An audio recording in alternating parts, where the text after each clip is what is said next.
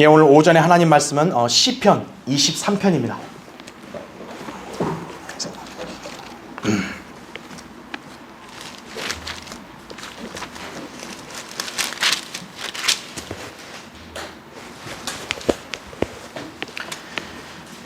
시편 23편 제가 1절부터 6절 이제 받들어 읽겠습니다. 여러분에게 굉장히 아주 익숙한 그런 말씀이죠. 잘 눈으로도 보고 또 귀로 잘 듣고 한번 음미하시기 바랍니다. 시편 23편 제가 읽겠습니다. 주는 나의 목자시니 내가 부족한 것이 없으리로다. 그가 나를 푸른 초장에 눕게 하시며 잔잔한 물가로 나를 인도하시는도다. 그가 내 혼을 소생시키시고 그의 이름을 위하여 의의 길들로 나를 인도하시는도다. 정녕 내가 죽음의 그림자의 골짜기를 지날지라도 나와 악을 두려워하지 않으리니 이는 주께서 나와 함께 계심이요 주의 막대기와 주의 지팡이가 나를 위로하심이라. 주께서 내 원수들의 면전에서 내 앞에 식탁을 마련하시나이다. 주께서 내 머리에 기름으로 부으시니 내 잔이 넘치나이다. 진실로 선하심과 자비하심이 내 생의 모든 날 동안 나를 따르리니 내가 주의 전에 영원히 거하리로다. 그렇죠? 자, 기도하겠습니다.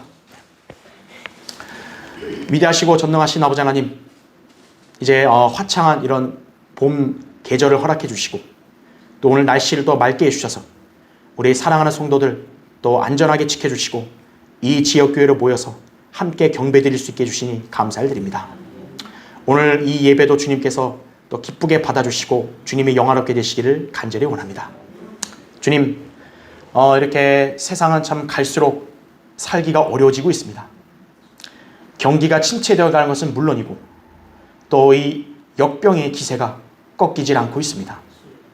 특히나 어제는 또 이 황사 때문에 정말 이 미세먼지 질이 굉장히 안 좋아 바깥 활동하기도 어려운 그런 상황이었습니다. 그러나 언제 그러냐는 듯 주님은 또 오늘 날씨를 이렇게 화창하게 해주셔서 우리가 이렇게 다시 한번 또 맑은 하늘을 보고 또 주님이 주시는 그 공기를 잘 마실 수 있게 해주셔서 감사를 드립니다. 이제 이 시간 우리가 하나님 말씀을 듣는 시간입니다. 어리석고 우둔한 저를 주님께서 다시 한번 강단에 세우셨습니다. 이 시간도 성령님께서 제 안에 충만해 주십시오. 주님께서 제 입술을 주장해 주시고 이 준비한 말씀 담대하고 능숙하게 잘 선포할 수 있게 해주시고 이 말씀이 우리 성도들의 마음에 찔림과 도전이 되게 해주시고 위로와 힘을 얻는, 그래서 우리 성도들 모두를 잘 세워주는 귀한 설교가 되게 해주시기 원합니다. 악한 마귀가 어떤 형태는지 우리를 공격하거나 방해하지 못하게 막아주시고 주님께서만이 홀로 영광받아 주십시오. 다시 오셔서 저희를 데려가 주실 주 예수 그리스도 이름으로 기도드립니다. 아멘.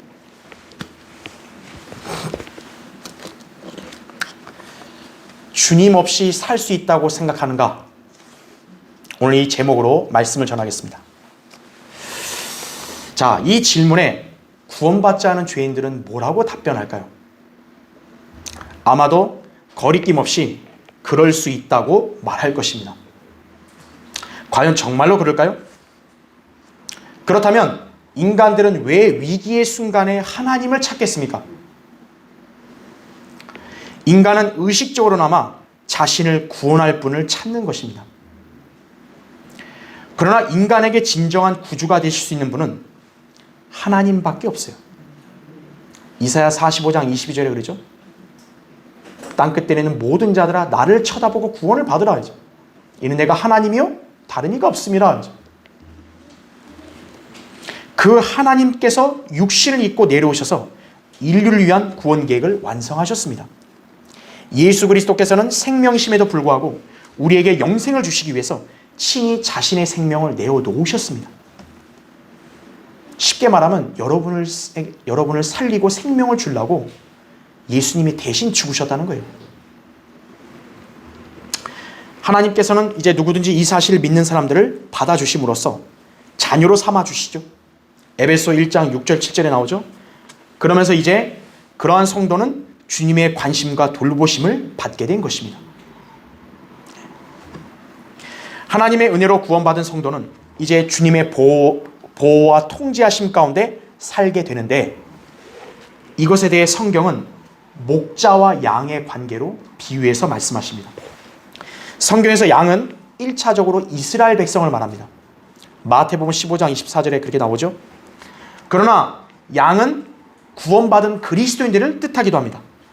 주님께서는 우리를 위해 생명을 주셨고 이에 구원받은 우리는 주님이 친히 우리의 목자가 되신다고 말씀하셨어요. 나는 선한 목자라. 선한 목자는 양들을 위하여 자기 생명을 내어놓으나 그랬죠. 아버지께서 나를 아시는 것 같이 나도 아버지를 아나니 나는 내 양들을 위하여 나의 생명을 내어놓느니라. 그랬죠.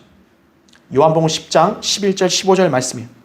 따라서 자신이 구원받은 그리스도인이라면 이제 주님이 친히 자신의 생명을 통해서 우리가 양이 됐고 주님은 그런 우리를 양으로 얻으신 거예요.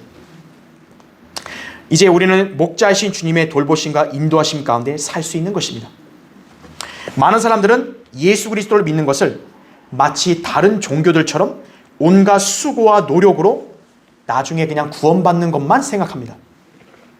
하지만 예수 그리스도께서는 우리에게 단순히 사후의 생애만을 보장하시기 위해서 이 땅에 오신 게 아니에요. 물론 예수님은 1차적으로 죄인들에게 영생을 주시기 위해 오셨죠. 그리고 구원받은 성도들을 이제 그 영생에 걸맞은 풍성한 삶을 살게 하시려고 오신 거예요. 요한복음 10장 10절에 보면 도둑은 오직 도둑질하고 죽이며 멸망시키려고 오지만 마귀가 그렇게 하는 거예요.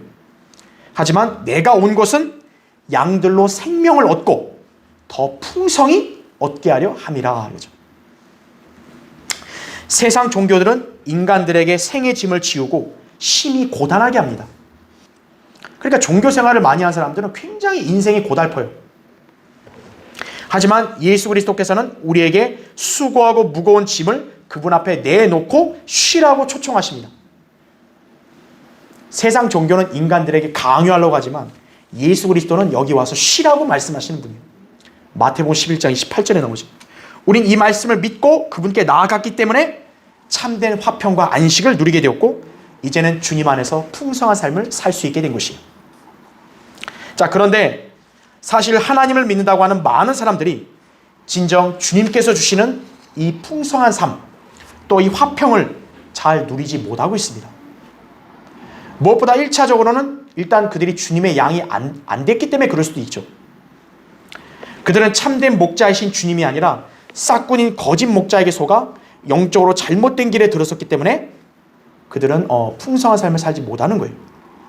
자, 이에 반해서 구원받아 주님의 양이 된 성도들, 그 성도들 중에서도 목자이신 주님과의 온전한 관계를 형성하지 않아 풍성한 삶을 살지 못하는 사람들이 의외로 적지 않습니다. 성도가 헌신하지 않거나 또 진리의 말씀을 경시하면서 목자의 손길보다는 저 세상과 마귀의 그런 달콤한 유혹의 손길을 잡고 살기 때문에 오히려 처참하고 피폐한 삶을 살게 되는 것이에요. 이것이 바로 주님을 배제한 채 인생을 자기 마음대로 살려고 하는 성도의 실상입니다. 우리는 이런 삶이 되지 않도록 주의해야 하는 것이에요. 자, 오늘 본문 우리 모든 그리스도인들에게 익히 사랑받고 잘 알려진 말씀입니다. 주는 나의 목자시니. 그럼 우리가 무엇이 부족할 게 있겠어요? 여러분은 그 말씀보다 난 다른 게 더 좋습니다, 이렇게 생각하나요? 우리 가운데 생의 공궁함으로 인해 불평이 가득하신가요? 주님이 주시는 이 영생에 맞는 풍성한 삶을 지금 누리고 있어야 되는데 오히려 영적으로 실제적으로 삶의 불안과 근심으로 두려워하고 있으십니까? 예수 그리스도를 모시고 있는 성도, 그 목자의 양이 되는데 자, 무엇이 부족하냐 이거죠. 무엇 때문에 그런 허탈감과 무기력감을 갖고 있냐 이거죠. 오늘 말씀을 통해서 우리 각자는 목자이신 주님께서 원하시는 풍성한 삶을 누리는 양으로 살아야 돼요. 그러면 여러분은 주님이 없이 살 수 있다? 안 된다 이렇게 말할 수 있는 거예요. 근데 주님이 참된 목자로서의 그런 보살핌을 양으로서 받지 않고 세상과 육신을 따라 살게 되면 어떻게 되죠? 주님 없이도 살 수 있다라고 말하는 거예요, 그 사람은. 그것은 성도의 삶이 아니죠. 그렇죠? 자, 주님을 소유한 성도의 위상. 주는 나의 목자신이라는 말씀을 믿고 사는 사람인 거예요. 그래서 오늘 설교의 주제, 주님이 목자이심을 믿는다면 그분으로 말미암아 살라 이거예요. 다른 것으로 힘들어하거나 다른 것으로 이렇게 초조해하고 무기력하지 말고 주님이 목자라면 그분으로 말미암아 살라 이것이. 오늘 말씀을 살펴보겠습니다. 첫 번째요, 주님께서는 우리를 풍성한 삶으로 인도하십니다. 오늘 본문 거기 1절부터 3절을 보겠습니다. 주는 나의 목자시니 내가 부족한 것이 없으리로다. 그가 나를 푸른 초장에 눕게 하시며 잔잔한 물가로 나를 인도하시는도다. 그가 내 혼을 소생시키시고 그의 이름을 위하여 의의 길들로 나를 인도하시는도다 이거죠. 목자는 무엇보다 자기 양들을 잘 먹이고 보살피며 때로는 일이나 맹수의 위협으로부터 목숨을 다해서 양들을 지키는 일꾼입니다. 성경에는 다양한 목자들이 등장하는데 그 중에서 예수 그리스도를 가장 잘 닮은 목자인 다윗은 어떤 삶을 살았는지 이렇게 고백하고 있어요. 다윗이 사울에게 말하기를 왕의 종이 자기 아버지의 양을 지키는데 사자와 곰이 와서 양무리에서 새끼 양을 잡아가면 내가 그를 따라가서 그를 치고 그 입에서 새끼를 건져내었으며 그가 나를 향하여 일어나면 내가 그 수염을 잡아쳐서 죽였나이다. 사무엘상 17장 34, 35절이에요. 아니 목자도 인간에 불과한데 자기 양을 사자나 곰이 뺏어갔다 해서 어때요? 가서 후려친다는 거죠. 양을 위해서는 목자는 그런 희생도 할 수 있어야 돼요. 자, 하물며 위대하신 주님께서 우리 양들을 그렇게 지키고 돌보시는데 소홀하실 리가 있겠습니까? 목자이신 주님은 우리가 풍성한 삶을 살 수 있도록 우리를 푸른 초장으로 인도하신다 이거죠. 이 초장에서 주님은 우리 양들을 누워서 편히 쉬게 하십니다. 사람이 가장 안락하고 행복할 때, 여러분 언제인 줄 아십니까? 돈벼락 맞을 때 행복할까요? 아니면 갑자기 내 주위에 친구들이 많이 몰렸다고 해서 행복할까요? 나를 붕 띄워줘서 행복할까요? 그게 아니라 자기가 할 일을 다 마치고 나서 자리에서 편안히 누워 휴식할 때예요. 그때가 제일 행복하고 편안한 거예요. 아무 걱정, 불안, 슬픔, 낙담 없이 편히 누워 있을 수 있다면 이것처럼 행복한 것이 어디 있겠습니까? 주님은 우리를 푸른 초장에 눕게 하신다 이거죠. 우리가 이 구름 한 점 없는 그 잔잔한 호숫가의 잔디에 누워서 이렇게 푸른 하늘을 바라보고 또 그곳에서 사랑하는 이의 무릎을 베고 잠드는 모습, 여러분이 바로 그런 모습을 갖고 있다면 상상해 보십시오. 그것만큼 고요하고 행복한 게 어디 있겠어요? 그렇죠? 자, 푸른 초장에 눕는 양처럼 성도들은 예수 그리스도의 은혜 가운데서 살아야 합니다. 주님께서는 우리를 단순히 눕게만 하시지 않고 잔잔한 물가로 인도하셔 우리로 하여금 시원한 물을 마시게 하십니다. 물, 하나님의 말씀을 상징하죠. 에베소 5장 26절이나 요한복음 15장 3절에 나오죠. 우리의 영적 갈증, 죄악에 찌든 이 더러운 몸 모두 하나님의 말씀으로 해결될 수 있습니다. 그래서 성도들은 이 하나님의 말씀을 먹어야 합니다. 이것을 위해 우리의 목자는 하나님의 말씀으로 우리를 가르치고 인도해 주십니다. 만일 우리가 이런 주님의 인도하심을 무시하고 말씀을 가까이 하지 않는다면 풍성한 삶을 눈앞에 두고 그냥 놓치는 꼴이 되는 것이. 성도들은 하나님의 말씀을 읽고 들었으면 그 말씀을 믿어야 합니다. 말씀은 믿는 자들의 마음에서 효과적으로 역사합니다. 데살로니가서 2장 13절에 나오죠. 우리가 그렇게 하면 세상의 그 어떤 생수보다 맑은 하나님의 말씀이 우리 삶을 풍성하게 하고 또 그 말씀으로 인해 여러분은 풍성한 열매를 맺을 수 있는 것이에요. 여러분, 나무가 열매 없이 그냥 황량하게 있는 게 더 좋아 보여요? 아니면 열매들을 풍성히 달고 있는 게 더 좋아 보여요? 나무들은 열매들을 풍성히 달고 있어야죠. 성도의 삶도 바로 그렇게 보여야 된다 이거죠. 마가복음 4장 20절, 누가복음 8장 15절에 보면 말씀으로 인한 열매를 맺는 것을 이렇게 기록하고 있죠. 이것이 바로 주님께서 우리에게 성경을 주시고 말씀을 듣고 실행할 수 있도록 교회를 세우셨음을 알아야 한다 이거죠. 자, 주님은 우리 혼의 목자이시기 때문에 그분이 우리의 혼을 소생시킬 수 있습니다. 그러면서 그분은 우리를 선하고 의로운 길로 인도하십니다. 예수 그리스도께서는 결코 우리를 불의로 인도하지 않으세요. 목자이신 우리 주님은 여러분을 한 번도 불의하게 대한 적이 없어요. 문제는 뭘까요? 우리에게 있는 거예요. 우리가 때때로 주님이 마련하신 풍성한 삶의 길을 외면하고 그런 주님을 떠나서 자기 마음대로 세상에 나가서 살려는 못된 버릇이 있다고요. 우리는 그런 버릇을 말씀으로 바로잡아 오직 주님의 인도하심에 순종해야 합니다. 주님은 우리의 삶에 대해서 이처럼 세세하게 관여하시고 인도하신다 이거죠. 방치하시는 게 아니에요. 마음대로 가서 네 마음대로 하라가 아니라 세세하게 인도하신다 이거죠. 그래서 우리는 주는 나의 목자시니 내가 부족한 것이 없으리로다 이런 고백을 할 수 있는 거예요. 하루는 그 어떤 목사가 이제 그 인쇄소에다가 교회 주보를 만들어 달라고 맡겼는데 그곳에서 이제 목사의 설교 제목에 대해서 물어보려고 전화를 했어요. 목사님, 이 주신 내용 중에 주일 오전 예배 설교 제목이 빠졌더군요. 설교 제목 좀 알려주십시오 라고 한 거예요. 그 목사가 아 그래요? 제목은 주는 나의 목자시니입니다 라고 대답했어요. 그러니까 직원이 아니 설교 제목이 평소에 꽤 길었는데 뭔가 끝맺음도 없고 주는 나의 목자시니라고만 끝나니까 이상하다 싶어서 재차 물었어요. 그게 맞습니까? 그 목사가 대답합니다. 주는 나의 목자시니 네 그것으로 충분합니다. 그러고는 다음날 아침 그 목사는 약간 늦게 도착해서 어제 준비한 설교를 하기 위해서 강단에 올라서서 시작하는데요. 이제 그 주보를 봤을 거 아니에요. 그 설교 제목이 이렇게 쓰였었다고 합니다. 주는 나의 목자시니 점점점 네 그것이면 충분합니다.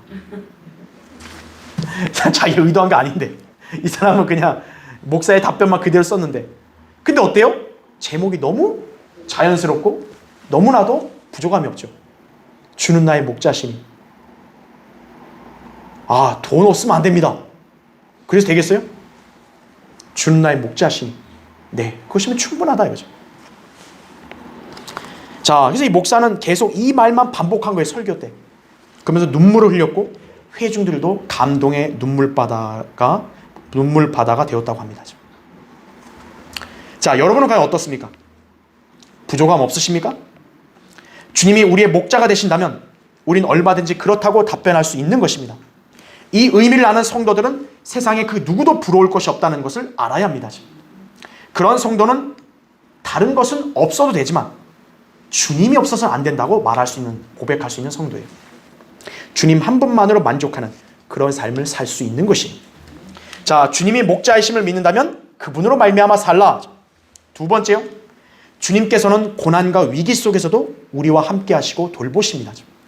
여러분 거기 본문 4절을 보세요. 정녕 내가 죽음의 그림자의 골짜기를 지날지라도 악을 두려워하지 않으리니 이는 주께서 나와 함께 계시며 주의 지팡이와 주의 막대기와 주의 지팡이가 나를 위로하심이라 이렇게 말씀합니다. 사람들은 대개 외로움, 고독, 적막감 등을 두려워합니다. 누군가가 자신과 함께 있다는 사실에 위로와 힘을 얻는 법입니다. 하지만 정작 가장 필요하고 힘들 때 자기 옆에 있어줄 존재가 얼마나 되겠냐 이거죠. 그나마 가족이 되는데 가족도 영원히 함께 사는 거 아니잖아요. 그렇죠? 부모나 남편이나 아내가 먼저 떠날 수 있잖아요. 그러나 우리의 목자이신 주님께서는 자신의 양들을 그 어떤 상황 속에서도 늘 지키시고 돌보십니다. 주님이 그럼 어떻게 우리와 함께 하실 수 있는 것인가 이거죠. 일단 주님은 우리를 대신하여 죽음의 골짜기를 친히 통과하셨습니다. 히브리서 2장 9절에 보면 그러나 우리가 죽음의 고난 때문에 천사들보다 조금 낮아지신 예수를 보니 영광과 존귀로 관을 쓰셨도다. 이는 하나님의 은혜로 말미암아 모든 사람을 위하여 죽음을 맛보기 위함이더라 이렇게 말씀하죠. 죽음은 누구에게나 고독과 두려움의 대상입니다. 하지만 주님은 친히 죽음을 통과하심으로써 이제 죽음을 두려워하는 우리를 구원하실 수 있으십니다. 주님은 죽음에서 머물러 있지 않고 부활하셨잖아요. 영원히 사시죠. 마찬가지로 우리도 비록 죽음을 통과해도 우리도 죽음에 머물러 있지 않고 다시 살아나는 거예요, 성도는. 그러니까 주님은 언제든 우리와 함께 계시는 거예요. 설령 여러분이 죽어도 여러분의 혼은 주님과 함께 하늘에 있잖아요. 또한 주님께서는 단순히 죽음만을 당하신 것이 아니라 죽음의 그림자의 골짜기도 통과하셨습니다. 즉 죽음 못지않은 인생의 극한 시련, 고통을 다 경험하심으로 우리의 연약함을 동정하시고 중보하실 수 있습니다. 히브리서 4장 15절에 말씀하죠. 인생의 본질은 수고와 고생뿐이라고 성경이 말씀하세요. 아, 인생은 장밋빛이던데요. 그건 인생을 정말 모르는 사람이에요. 욥기 5장 7절과 시편 90편 10절에 보면 우리 인생은 고생의 연속인 거예요. 아, 고생하기 싫은데요. 그 사람은 그럼 인생을 못 사는 거예요. 주님은 육신을 입고 이 세상에 오셔서 그런 인생의 과정을 친히 거쳐 가셨습니다. 그래서 주님께서는 그분의 양들인 우리에 대해서도 정확하게 알고 계시는 것이, 무슨 고난과 시련으로 내가 힘들어할 때 주님은 옆에서 그를 위로할 수 있는 거예요. 왜냐하면 주님도 다 그걸 통과하셨으니까요. 우리 인생에 여러 위기들이 있죠. 시련들이 닥치죠. 그게 때로는 어떤 우리 과오와 죄로 인해서 발생할 수 있어요. 쉽게 말하면 내가 잘못해서 고난을 자초할 수도 있어요. 그러나 모든 환난들과 위기들이 반드시 우리 죄 때문에 오는 건 아니에요. 욥, 다니엘, 다윗, 엘리야, 사도 바울, 그 외 하나님의 선지자들은 의로운 자들이었음에도 극심한 고난을 통과했습니다. 그렇게 환난과 생의 위기 자체가요, 우리 인생을 비참하게 만드는 게 아닙니다. 인생의 고생과 위기는 누구나 다 있는 거예요. 그것 때문에 내가 다른 사람과 비교해서 나는 비참하다, 그렇게 자기를 비하시키면 안 돼요. 인생의 고난 가운데서 과연 그 고난으로부터 나를 구원해 줄 분이 있냐 이거예요. 내가 그분을 신뢰하고 있느냐가 중요한 거예요. 우리는 그분을 알고 있잖아요. 뿐만 아니라 우리는 그분을 신뢰하고 있잖아요. 그분이 바로 우리 목자시라고요. 고린도서 1장 10절에 그분께서 우리를 그처럼 극심한 사망에서 구해내셨으며 또 구해내고 계시니 그분께서 여전히 우리를 구해내 주실 것이라고 우리는 그분을 신뢰하노라 이거죠. 이 점을 알고 사는 성도는 주님 안에서 풍성한 삶을 영위할 수 있는 것입니다. 자, 가장 위대하시며 전지전능하신 하나님께서 우리와 함께 하신다면 전혀 악을 두려워할 필요가 없습니다. 특히 주님 자신의 피로 사신 그분의 양들을 악으로부터의 그런 위협과 그 다음에 공격에 두려워하거나 이렇게 무서워서 좌절할 필요 없다고요. 심지어 우리를 죽인다 할지라도 어때요? 주님은 우리를 하늘나라까지 인도하시는 거예요. 사도 바울의 고백을 들어보십시오. 주께서는 나를 모든 악한 일에서 구해내시고 그의 하늘나라에 이르기까지 나를 보호하시리니 영광이 그분께 영원 무궁토록 있기를 원하노라. 아멘 이거죠. 디모데서 4장 18절이에요. 주님은 우리가 죽고 하늘나라 갈 때까지 뭐예요? 보호하신다 이거죠. 이 사실을 믿는다면 설령 어떤 시련과 위기가 나에게 닥쳐도요, 두려워하거나 낙담하지 않는 것입니다. 그렇기에 성경은 우리에게 강건하고 담대하라고 말씀하신 것입니다. 왜냐하면 주님께서 어디서든지 우리와 늘 함께 하시기 때문입니다. 여호수아 1장 9절, 히브리서 13장 5절에 그렇게 나오죠. 하루는 이 나폴레옹의 비위를 잘못 건드리는 바람에 그 눈밖에 난 한 사람이 지하 감옥에 갇히는 사건이 발생했습니다. 자, 그가 감옥에 갇히니까요, 친구들은 언제 그랬냐는 듯 다 연락을 끊어버렸어요. 면회도 안 와요. 여러분 보세요. 인간 친구들이 바로 그렇다는 거 아셔야 돼요. 인간 친구들이 왜 붙어 있는 거예요? 자기한테 뭔가 이익이 있으니까 붙는 거죠. 이익이 끊으면 빠이빠이 이거예요. 그게 인간들이에요. 진실한 친구를 얻기는 쉽지 않죠. 이 친구도 마찬가지예요. 눈 밖에 나서 감옥에 갇혔더니 언제 그냥 친구들이 안 오는 거야. 아예 발길도 끊어버렸어요. 마침내 바깥 세상 사람들이 모두 자기 존재를 망각하게 이르렀다 생각하니까 그는 고난과 절망에 빠질 수밖에 없었고 결국 독방벽에다가 이런 문구를 새겼다 그래요. 아무도 돌봐주는 이가 없어. 그런데 어느 날이요, 저 감옥 바닥의 그 틈 사이로요, 요만한 싹이 이게 돋아나는 거예요. 그래서 싹이 이 독방 창문을 통해서 이 들어오는 가느다란 빗줄기를 향해 조금씩 자라고 있었어요. 그러니까 이 독방의 틈새에 딱 싹이 오고 햇빛도 거기 사이로 들어오는 거죠. 자, 그래서 이 사람이 할 일이 없으니까 매일 이렇게 물을 뿌리고 그 싹을 잘 돌봐줬더니 그 독방에 아름다운 꽃이 활짝 피게 되었다 그래요. 이를 보고서 마음의 안정을 되찾은 그 사람이 이전에 벽에 새겼던 나를 돌봐주는 이가 없어, 이 문구를 싹 지워버리고요, 이런 새로운 문구를 다시 새겼다 그래요. 하나님은 나를 돌보신다 이거죠. 그렇죠? 하나님은 돌보신다 이거예요. 그분이 선한 목자니까 양들을 세심하게 돌보는데 전혀 부족함이 없다 이거죠. 자, 목자이신 주님, 우리 양들을 올바른 길로 인도하시고 풍성한 삶을 살게 하시기 위해서 지팡이와 막대기를 사용하십니다. 지팡이는 말 그대로 이 지팡이가 이렇게 구부러져 있잖아요. 목자의 지시를 따라잡고 곁길로 가는 양들을 어때요? 목을 딱 해서 끄는 거예요. 가지마 이렇게. 막대기는 뭘까요? 소위 사랑의 회초리인 거예요. 잘못하면 어때요? 자꾸 말 안 들으면 땡 때리는 거죠. 징계하는 도구입니다. 징계는 미움의 상징이 아니라 자녀를 향한 사랑의 표식이에요. 히브리서 12장 5절 6절에 나오죠. 따라서 주님께서는 단순히 우리를 가만 놔두시는 게 아니라, 우리 좋을 때로만 그냥 내버려 두는 게 아니라 때로는 고통과 아픔도 주시는 거예요. 왜냐하면 목자에게서 떠나지 말라는 것이에요. 그게 궁극적으로 우리 삶을 더 좋게 만드는 방법이잖아요. 자, 이런 주님이 여러분의 목자이심을 확신하십니까?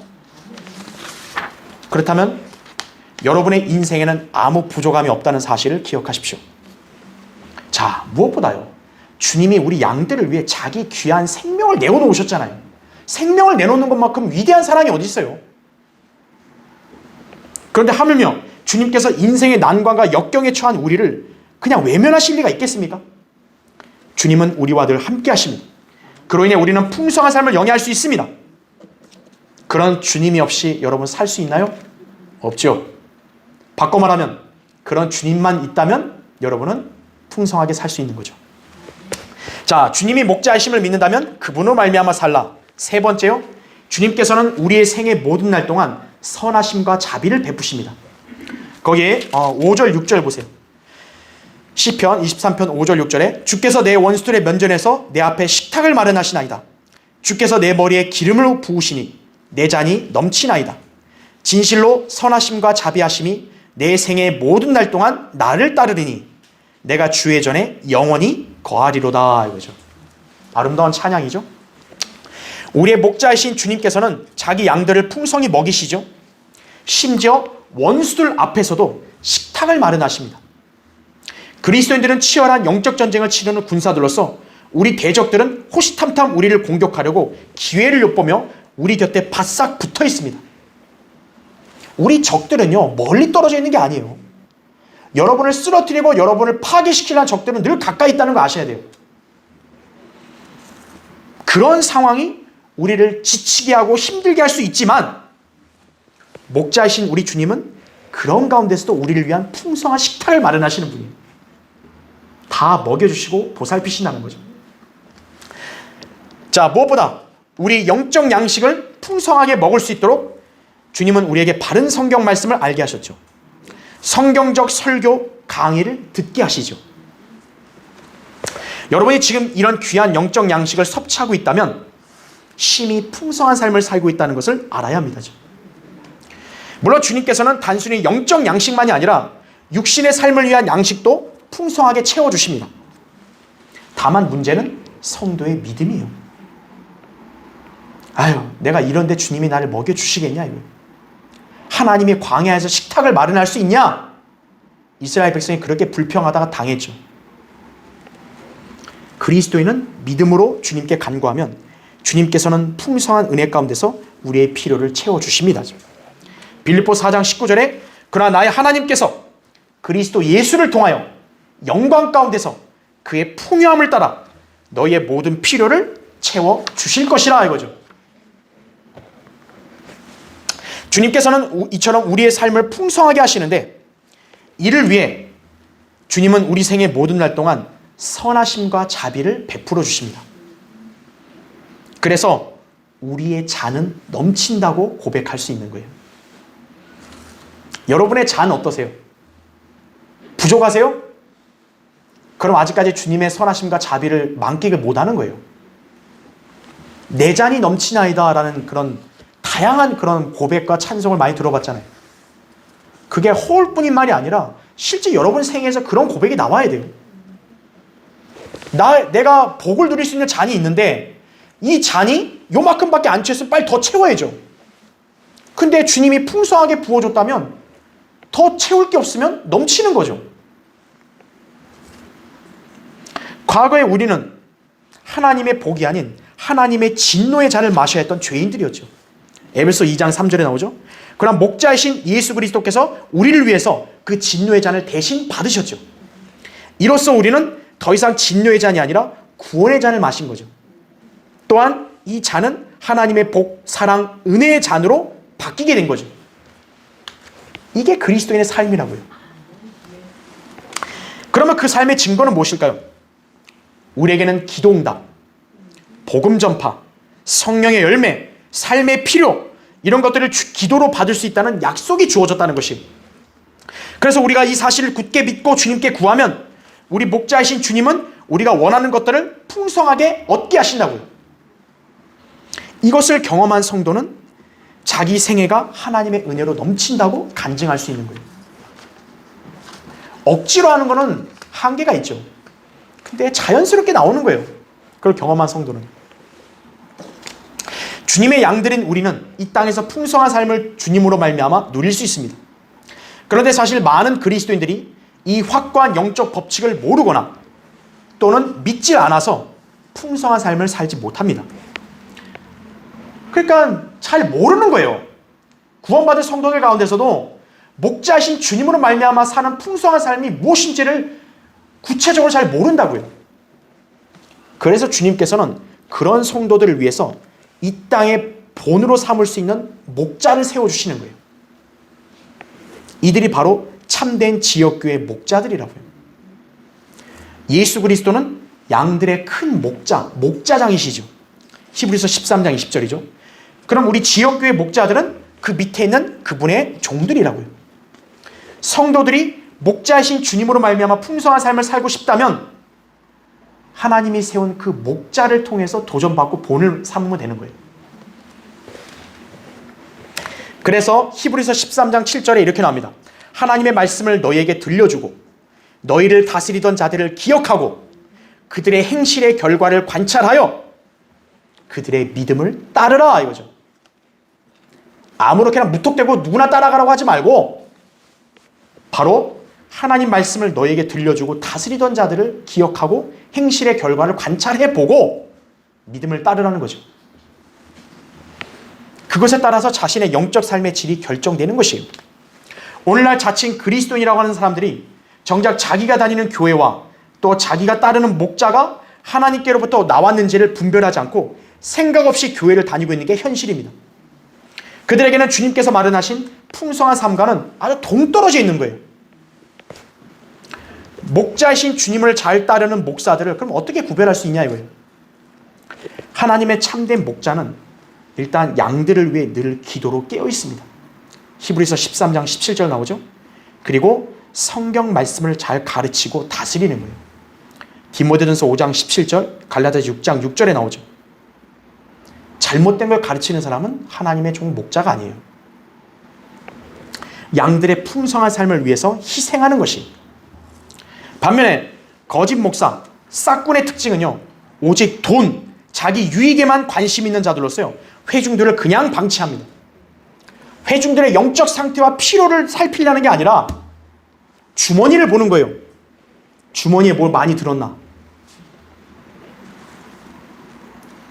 더불어서 성경의 진리를 전해서 책망과 바로잡으려고 하지 않아요. 왜냐? 그 교인이 상처받아 교회 안 나올까 봐. 그래서 듣기 좋은 말들만 골라서 한다 이거죠. 성경은 이들을 가리켜서 그리스도의 십자가의 원수들이라고 말씀하십니다. 그들의 목자, 예수 그리스도가 아니라 자기 배예요. 빌립보서 3장 18, 19절에 나오죠. 그러니까 그런 사람들을 따르게 되면 어때요? 예수 그리스도를 목자로 둔 양의 삶을 못 사는 거예요. 영적으로 그냥 파탄나는 것이에요. 이를 방지하려면 어떻게 하냐 이거죠. 로마서 16장 17, 18절에 이렇게 나옵니다. 이제 형제들아, 내가 너희에게 권고하노니 너희가 배운 교리에 역행하여 분열을 일으키고 공방하는 자들을 주의하고 그들에게서 떠나라 이거죠.